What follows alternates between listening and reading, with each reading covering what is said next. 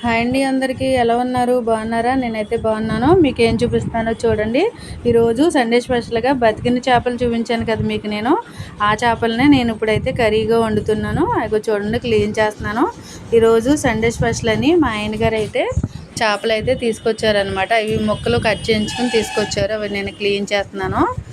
చూడండి, మనం అలా రాయి మీద వేసి కడుక్కోవడం వల్ల ఏంటంటే చేపలు అనేది చాలా నీట్గా ఉంటాయి. శుభ్రంగా అది జిగురు అది ఉంటుంది కదండి, మనం రాయి మీద వేసి కడుక్కుంటే నీట్గా అది క్లీన్ అవుతుందండి.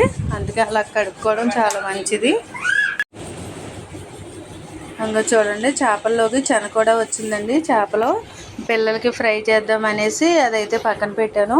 క్లీన్ చేయలేదు ఇంకా దాన్ని. మనం పసుపు వేసుకుని, పసుపు సాల్ట్ కొంచెం లైట్గా సాల్ట్ వేసుకొని వాటర్లో క్లీన్ చేసుకుని బాగా అదైతే ఫ్రై చేద్దాం అనుకుంటున్నాను. అది కూడా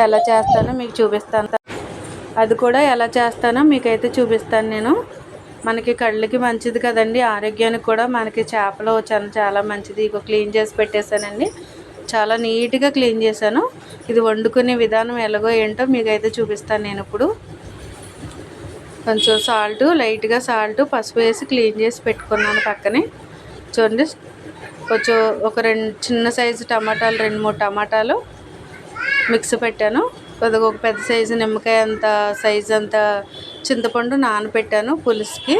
మనకి చింతపండు పులుసే చాలా టేస్టీగా ఉంటుంది అనమాట. ఇదేమో కొంచెం ఉల్లిపాయలు, ఒక 4 ఉల్లిపాయలు మిక్స్ చేసుకుని పక్కన పెట్టాను. మిక్సీ పట్టి ఆయిల్ వేడెక్కిందో లేదో చూద్దాం. చూడండి, ఆయిల్ అయితే వేడైపోయింది. ఉల్లిపాయ పేస్ట్ వేసేసాను. అది మనం ఉల్లిపాయ పేస్ట్ ఏంటంటే కొంచెం పచ్చివాసన పోయేంత వరకు కూడా మనం ఫ్రై చేసుకోవాలి.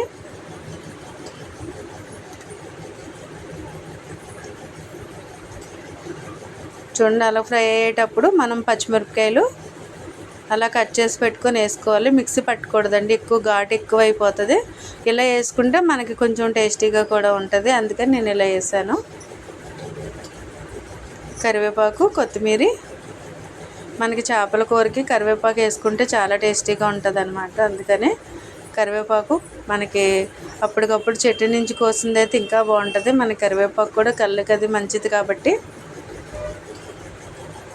ఇంకా చూడండి, టమాటో పేస్ట్ కూడా వేసేసి కొంచెం కొత్తిమీర, కరివేపాకు వేసి కొంచెం బాగా ఫ్రై చేశాను. ఆయిల్ బయటకు రిలీజ్ అయ్యేంత వరకు కూడా ఫ్రై చేశాను అనమాట. కొంచెం సిమ్లో పెట్టి మనం ఫ్రై చేసుకోవాలి, లేకపోతే కొంచెం మాడిపోతుంది హైలో పెట్టుకుంటే. ఇదిగో సాల్ట్, పసుపు, కారం,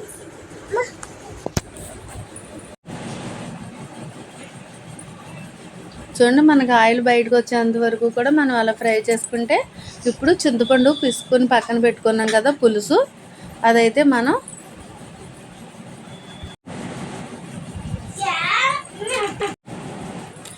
చింతపండు పులుపు అయితే వేసేసుకుందాం. మనం ఏంటంటే ముక్క కొంచెం చింతపండు పులుపు ఇలా వేసుకోవడం వల్ల పులుసులో వేసుకుంటే మనకు ముక్క అనేది గట్టిగా ఉంటుంది. చాలామంది ఏంటంటే మనకు ఉల్లిపాయలు ఫ్రై చేస్తారు కదండి, ఆ ఫ్రై చేసినప్పుడు ఈ ముక్కలు కూడా వేసేసి ఫ్రై అవనిస్తారు. అప్పుడు అలా వేసుకోవడం వల్ల ఏంటంటే కొంచెం ముక్కలు ఇడిపోతాయని నాకైతే అనిపిస్తుంది. అందుకని నేను అలా వేయను. మరి ఎవరిష్టం వాళ్ళది కదా, మనము ఏమనకూడదు ఎవరిని కూడా. ఎందుకంటే నేనైతే ఇలా వేస్తాను. ఇలా వేస్తే ముక్క అయితే ఏమీ అవ్వదు. చింతపండు పులుపు కూడా వేస్తాం కాబట్టి ముక్క గట్టిగా ఉండి పీసులు అవ్వకోకుండా ఉంటుంది అనేసి నేనైతే ఇలా వేసాను. నేనైతే చేపల కర్రీ అయితే ఇలా వండుతాను అనమాట. అంటే నేను వండడమే తక్కువ, ఇలా వండడం నాకు ఇష్టం. అందుకనేసి ఇలా వండుతున్నానండి. ఇలా వేసుకుని ఒక 2-3 నిమిషాలు మూత పెట్టుకుని ఉంచుకుందాం. ఈలోపు మసాలా రెడీ చేసుకుందాం. కొద్దిగా అల్లం ముక్కలు, ఎల్లుల్లిపాయ, జీలకర్ర పేస్ట్ చేసి మిక్సీ పట్టుకుని పక్కన పెట్టుకుందామండి. ఇది నేను కొంచెం పిల్లలు తింటారు కదా అనేసి ఘాటు తక్కువగానే ఉండాలని తక్కువగానే వేసాను. మీరు కొంచెం స్పైసీ కావాలనుకుంటే కొంచెం మసాలా కూడా ఎక్కువగా యాడ్ చేసుకోవచ్చు. పచ్చిమిరపకాయలు కూడా కొంచెం ఎక్కువ యాడ్ చేసుకోవచ్చు. పులుపు కూడా నేను సమానంగా వేసాను అనమాట. మనకి చేపల కర్రీకి అనేది మనకి కొంచెం ఘాటు ఎక్కువగా ఉండి, కొత్తిమీర, కరివేపాకు కూడా ఫైనల్గా కొంచెం మరిగేటప్పుడు వేసుకుంటే టేస్టీగా ఉంటుంది. మళ్ళీ దించేటప్పుడు కూర మనం స్టవ్ ఆఫ్ చేసుకునేటప్పుడు కూడా కొంచెం కొత్తిమీర వేసుకుంటే బాగుంటుందని కొంచెం ఉంచాను. చూడండి, మనం బాగా మనకి మటన్ కర్రీకి తిప్పుకున్నట్టు తిప్పేసుకోకుండా మనం సైడ్లంతా కర్రీకి సైడ్లంతా కొంచెం జస్ట్ అలా కలుపుకోవాలి.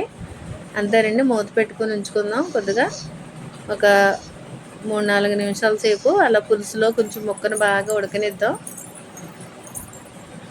మూత పెట్టుకుని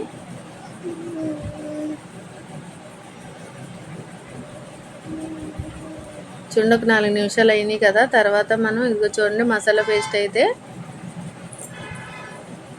మనం అప్పటికప్పుడు ఫ్రెష్గా మసాలా మనం నూరుకుంటాం కాబట్టి కర్రీకి బాగుంటుంది, టేస్టీగా ఉంటుంది. ఎవరమైనా అలాగే చేస్తాం, అందుకని నేను కూడా అలాగే చేశానండి. వేసేసాం కాబట్టి ఇప్పుడు ఒక 2 నిమిషాలు అలా బాగా మనం మసాలా మిక్స్ అయ్యేలాగా మనకు ముక్కలకి పట్టేలాగా కొంచెం అలా జస్ట్ కలుపుకొని ఒక 3-4 నిమిషాలు మళ్ళీ కొంచెంసేపు ఉడకనిచ్చుకుందాం. ఈరోజైతే సండే కదండి, కొంచెం మా వదిన గారులు ఇద్దరికి డ్యూటీ ఉండదు కదా. మా పెద్ద వదిన గారు మా చిన్న వదిన గారు అయితే మా ఇంటికి వచ్చారు. ఈరోజు సెలవు కదండి, మళ్ళీ రేపటి నుంచి వాళ్ళకి డ్యూటీ ఉంటుంది. మామూలుగా సండే కదా అనేసి మా ఆయన గారు అయితే చేపలు తీసుకొచ్చారు. అయితే ఏంటంటే ఇప్పుడు వదినాళ్ళు వచ్చారు. వదినాళ్ళకి కూడా ఈ కర్రీ టేస్ట్ చూపిస్తానండి, ఎలా ఉన్నది ఏంటో చెప్తారు. అదిగో వదిన వచ్చింది కదా, వదిన అయితే చూడమన్నాను. సాల్ట్ అవి సరిపోయినాయా, ఘాట్ అది ఎలా ఉన్నదో ఏంటో చూడొదినా అనేసి చెప్పారండి. మా పెద్ద వదిన వచ్చింది, వచ్చి సాల్ట్ అది ఎలా ఉందో చూస్తుంది. పెద్ద పాప వచ్చింది కదా, పెద్ద పాప చిన్న పాప నేను చెప్తున్నాను అనేసి మా పిల్లల మూడో పాప కూడా బాప అని చెప్తుందండి. బాగున్నది, చాలా బాగుంది, చాలా టేస్టీగా ఉంది. ఫైనల్గా దించేసుకుందాం, పులుసు ఇలా సరిపోతుంది అనేసి ఇంకా కొంచెం కొత్తిమీర పెట్టాను కదండి, ఆ కొత్తిమీర అయితే వేసేసింది వదిన. సూపర్గా ఉన్నది అనేసి చెప్పింది. చాలా బాగుండవు కర్రీ అయితే అనేసి అని అంది. చూడండి, కొత్తిమీర వేసేసుకు జస్ట్ అలా చూసింది వదిన. చాలా బాగుండవమ్మా, సాల్ట్ సరిపోయింది అనేసి కూడా చెప్పింది. వదినళ్ళకి అయితే ఇక భోజనం పెట్టేద్దామని అనేసి అనుకుని స్టవ్ ఆఫ్ చేసే వదిన. సరే అయితే స్టవ్ ఆఫ్ చేసి అని అన్నాను. మళ్ళీ అదిగో చూడండి, ఫైనల్గా అయితే కొత్తిమీర వేసేసిన తర్వాత కర్రీ అయితే అలా ఉందండి. ఇప్పుడు వదినాళ్ళకి ఇద్దరికి కూడా నేను భోజనం పెట్టేసి వీళ్ళిద్దరూ అయితే వెళ్ళిపోతానని కంగారు పడుతున్నారు. అదిగో చూడండి, మా చిన్న వదిన గారు మీకు తెలుసు కదా, ఎదుగో చిన్న వదిన భోజనం చేస్తుంది. ఎలా ఉంది వదిన ఏంటన్నాను, బాగున్నది అనేసి అని అంది. చాలా బాగున్నదమ్మా అనేసి అని అంది.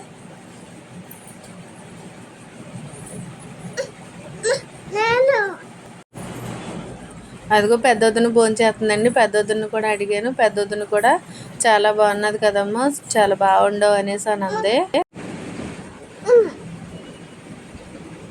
ఇద్దరు కూడా భోజనం చేస్తున్నారు. పిల్లలకు కూడా పెట్టారండి కర్రీ. మా చిన్న పాపని అడుగుతున్నాను, ఎలా ఉన్నదమ్మా టేస్ట్ అనేసి. అమ్మ చాలా బాగున్నదమ్మా అని అంది. మా పెద్ద పాపని అడిగాను, మా పెద్ద పాప కూడా చాలా బాగున్నదమ్మా, సూపర్గా ఉన్నది అనేసి చెప్పింది. మా మూడో పాపని అడిగాను, మా మూడో పాప చెప్తా చూడండి. అదిగో చూడండి, ఆవిడ గిన్నెలో ఆవిడ అన్నం తింటుంది, చేతిలో అన్నం ఉన్నది. అయినా సరే చూడండి, గిన్నెలో వేసేస్తుంది. ఆవిడ చేతిలో ఉన్న అన్నం గిన్నెలో వేసేసి అదిగో సూపర్గా ఉన్నదమ్మా అని మా మూడో పాప కూడా చెప్తుంది. మా పాప ఎలా చెప్పిందో ఏంటో మీరు ఖచ్చితంగా మా పాప కోసం అయితే కామెంట్ చేయాలండి.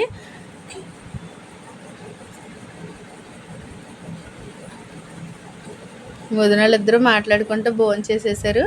అత్తయ్య మావయ్య కూడా వచ్చారండి. అత్తయ్య మావయ్య కూడా పెట్టాను, కర్రీ వేసి ఇచ్చాను. మా మావయ్య అయితే చాలా బాగున్నదమ్మా, బాగుంది కూర అనేసి మావయ్య కూడా చెప్పారు. అత్తయ్య కూడా సేమ్ చాలా బాగున్నదని చెప్పింది. అయితే నేను మబ్బేసేసిందండి, సాయంత్రం అయ్యేస్తుంది, టైం 3 దాటేసింది, మబ్బేసేసింది ఫుల్. కానీ సరే డాబా పైన బట్టలు వేసాను కదా తీద్దామని బయటకు వెళ్తున్నా, వెళ్ళి చూసేసరికి మబ్బు ఫుల్గా ఉంది. అదిగో చూడండి, మీకు చూపిస్తున్నాను కదా.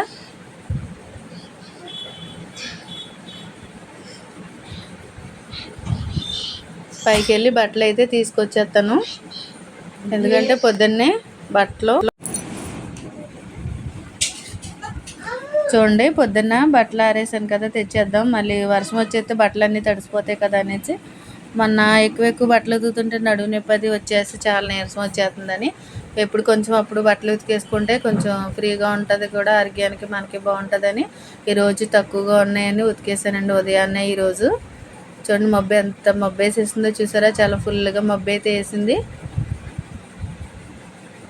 చూడండి వాటర్ ట్యాంకు కూడా మాకు పక్కనేనమాట. వాటర్ ట్యాంకు పక్కనే, బస్ స్టాండ్ పక్కనే, రోడ్డు పక్క అనమాట అండి మా ఇల్లు. ఫైనల్గా అయితే బట్టలు అయితే తీసేసాను. బట్టలు తీసేసి డాబా పై నుంచి అయితే నేను కిందకైతే వచ్చేస్తున్నాను. ఇది మరి ఫ్రెండ్స్ ఈరోజు వీడియో అయితే మీకు నచ్చితే కనుక ఖచ్చితంగా లైక్ చేయండి. ఇందాక వీడియో పోస్ట్ చేశాను, దాంట్లో టీవీ సాంగ్స్ అది వచ్చేసింది అనేసి నేను డిలీట్ చేసి మళ్ళీ వాయిస్ ఓవర్ ఇచ్చి వీడియో అయితే పోస్ట్ చేస్తున్నాను అనమాట. ఎందుకంటే యూట్యూబ్లో ఎటువంటి మిస్టేక్స్ ఉండకోకుండా ఉండాలి కదా వీడియోస్, అందుకని అనేసి ఇందాక పెట్టిన వీడియో అలా వచ్చిందని డిలీట్ చేయడం జరిగిందనమాట. ఇప్పుడు వాయిస్ ఓవర్ ఇస్తున్నాను. అది చూడండి బస్సు అయితే వెళ్తుంది, బస్ స్టాండ్ పక్కనేనండి. మాకు డాబా పైన చాలా చల్లగా గాలి వేస్తుంది అనమాట, చాలా బాగుంటుంది పైకి వచ్చేస్తే. ఓకే మరి ఫ్రెండ్స్, బాయ్ బాయ్.